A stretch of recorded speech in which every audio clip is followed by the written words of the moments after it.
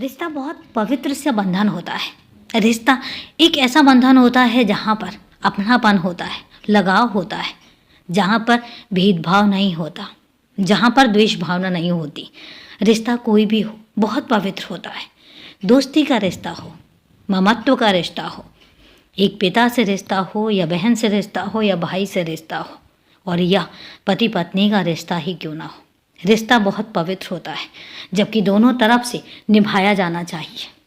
इंसानों में एक खासियत होती है कि इंसान रिश्तों को एक तरह से निभाते हैं। अगर कोई एक रिश्ता तोड़ना चाहे और अगर थोड़ा सा भी पीछे हटने लग जाए तो दूसरा भी रिश्ते को अहमियत देना बंद कर देता है। लेकिन एक रिश्ता होता है वो पिता परमेश्वर के साथ। वो रिश्ता ऐसा होता है जहाँ पर कोई भी द्वेष भावना नहीं होती। जब सच्चे हृदय से रिश्ता निभाया जाता है तो ऊपर वाला उस हर हालत में रिश्ता निभाता है।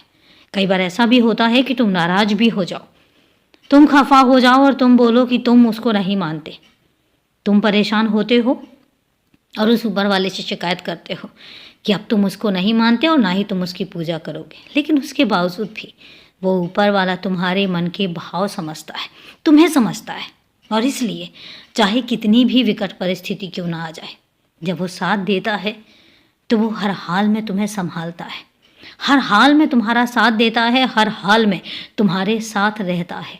लेकिन वो रिश्ता बहुत पवित्र मन से होना चाहिए।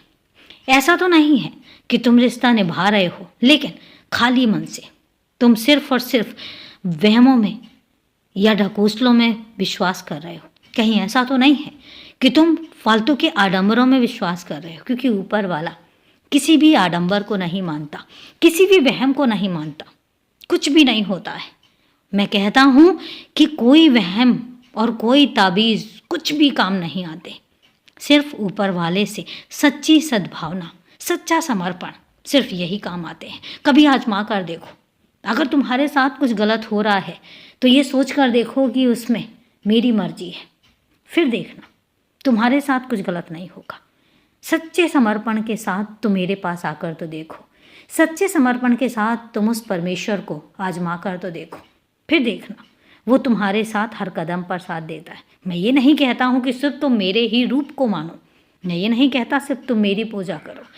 तुम किसी भी रूप को मान सकते हो, पूज सकते हो और उसके साथ अपना रिश्ता बना सकते हो, और फिर देखना कैसे कैसे चीज़ें तुम्हारी ज़िंदगी में बदलती चली जाएंगी।